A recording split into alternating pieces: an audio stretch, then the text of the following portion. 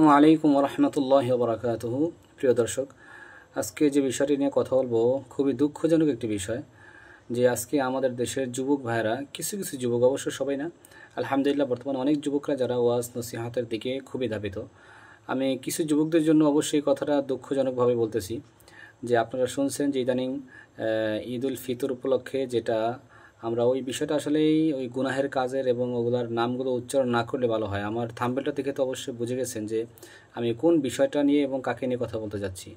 বর্তমান সময়ে আলোচিত যে একটি কি বলবো, মানে নাখাস্তা খারাপ যেই বিষয়গুলো নিয়ে যারা অভিনয় করে, এতে আপনারা জানেন যে একটা ছবি বের হয়েছে বাংলাদেশে। খুবই এই ছবিটা যারা যারা দেখেছে, মানে আমার সবচেয়ে দুঃখের বিষয়টা হলো যে যারা যারা ছবিটা দেখেছে, সাক্ষাৎকার যারা নেয় বিভিন্ন মিডিয়ার লোকেরা, তারা এগুলো আবার প্রচার করে। তো সেখানে একটা যুবকের সাক্ষাৎকার দেখলাম, যে যে সেই যুবকটা বলতেছে যে আমি এই ছবিটা দেখে, আমি ছবিটার নামটা নিলাম না অবশ্য, কারণ এটা যেহেতু আমার থাম্বনেলে দেওয়া আছে, কারণ গুনাহের নাম যত নেওয়া হয় এটা আরও তত প্রচার হয়, তো এই জন্য প্রচার করতে চাই না এটাকে। এটাকে আমরা দোয়া করি আল্লাহ তাআলা আমাদের দেশের সমস্ত গুনাহের কাজগুলোকে বন্ধ করে দেন, এটাই অবশ্য দোয়া থাকবে, এবং যুবকদেরকে হেদায়েত দান করেন আল্লাহ তাআলা। তো আমি যেটা বলছিলাম, ওই যুবকটা এরকম সাক্ষাৎকারে বলতেছিল যে আমি এই ছবিটা দেখার পরে নফল নামাজ পড়েছি 2 রাকাত, অথচ ওই ছেলেটা নাকি হাফেজে কোরআনও ছিল, এতটুকু আমরা যতটুকু শুনতে পেয়েছি। তো দেখেন আসলে কত বড় একটা গুনাহের কাজ এটা, নাউজুবিল্লাহ। মানুষ যেখানে একটা আল্লাহ পাককে সিজদা করবে কখন, যখন সে আল্লাহ পাকের শুকরিয়া আদায়ের লক্ষ্যে, এবং আল্লাহ পাক যে নিয়ামত দিয়েছেন, হাত পা কান চোখ নাক ইত্যাদি, এগুলোর কারণে সে আল্লাহর কাছে তার এই সম্মানী জায়গা, সেজদার জায়গাটা আল্লাহর কুদরতি পায়ের সামনে সে বিছিয়ে দিবে। এটাই হচ্ছে নিয়ম, এবং এটাই হচ্ছে আমাদের যুক্তিযুক্ত কথা। কিন্তু সেখানে আপনি দেখেন একটা গুনাহের কাজ দেখে আপনি যদি বলেন যে আমি এত সুন্দর হয়েছে, এত ভালো হয়েছে, এই সেই, এটার কারণে আমি নফল নামাজ পড়েছি, নাউজুবিল্লাহ। এই জন্য বলো যুবক ভাই, এটাতে আপনার অনেকটা মারাত্মক পরিমাণ গুনাহ হয়েছে, যেটা আপনি কল্পনার বাহিরে। আপনি বড় বড় ওলামায়ে কেরামের সাথে আলোচনা করে দেখবেন, আপনার ইমানেরও কোনো আশঙ্কা হয়েছে কিনা, ইমানেরও ঘাটতি হয়েছে কিনা, এরকমই মতামত পাওয়া যায়।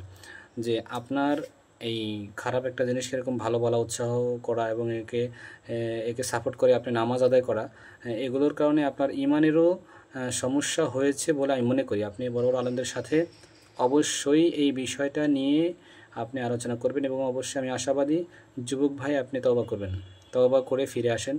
গুনাহের কাজ আর কত করবেন, আর কত করে আপনি জাহান্নামমুখী হইতে চান? আপনার কি একটু ভয় লাগে না, একটু টেনশন আসে না যে আমি মৃত্যুর পরে ওই কবরে এবং ওই জাহান্নামের সামনে আমি কিভাবে দাঁড়াবো, থাকবো? এবং এই গুনাহের চেহারাটা নিয়ে রবের সামনে আপনি কিভাবে দাঁড়াবেন? অসম্ভব। এই জন্য আপনাদেরকে বলবো ভাই, আপনারা এই গুনার কাজকে ছেড়ে দেন, তওবা করেন, ফিরে আসেন। আপনাদের জন্য আমরা দোয়া করি, আসলে আপনাদের শত্রু না আমরা, আমাদেরকে শত্রু ভাববেন না। যে আজকে হয়তো অনেকে বলতে পারে যে আমাদের এই শিল্প, হ্যাঁ আমাদের এই যে মানে কি বলে, ওরা তো এরকম, যারা এই লাইনে কাজ করে মিডিয়াতে, এই গুনাহের লাইনে যেগুলো কাজ করে যারা, আপনারা জানেন, তারা তো অনেক এরকম কি বলে মেগা স্টার, সুপারস্টার, এই সেই কত কি। তাদেরকে আমি বলবো দুনিয়ার লাইনে স্টার হয়ে কোনো লাভ নেই। আপনি যদি আখেরাতের স্টার হইতে পারেন তাইলে আপনি লাকি, এটা নিশ্চিত। আপনি দেখেন তো আপনার মাধ্যমে কত যুবক এবং যুবতীরা গুনাহে লিপ্ত হইতেছে। আপনার আমলনামায় ওই পরিমাণ গুনাহ হবে যেই পরিমাণ গুনাহ পুরো পৃথিবীতে যুবক যুবতীরা দেখে অর্জন করেছে। এটা আপনার একাই হবে, আর তাদেরটা তো অবশ্যই হবে। এই জন্য আপনাদেরকে বলবো, আপনারাও একটু চিন্তা করেন আখেরাতের, একটু চিন্তা করেন কবরের। যারা এই লাইনে কাজ করতেছেন, বিভিন্ন নায়ক নায়িকার, আপনাদেরকে বলবো যে আপনারা একটু চিন্তা করেন আখেরাতের, কবরের, হাসরের, মিজানের, পুলসিরাতের, এবং সর্বোপরি এই সুন্দর চেহারাটা অপবিত্র অবস্থায় আল্লাহর সামনে নিয়ে কিভাবে দাঁড়াবেন, এইটা নিয়ে একটু চিন্তা করেন। আল্লাহ সবাইকে বোঝার তৌফিক দান করেন, আল্লাহ তাআলা সবাইকে হেদায়েত দান করেন, আল্লাহ সকলকে ক্ষমা করে দেন, আল্লাহ সকলকে দিনের সহি বুঝ দান করেন। আসসালামু আলাইকুম ওয়া রাহমাতুল্লাহি ওয়া বারাকাতুহু।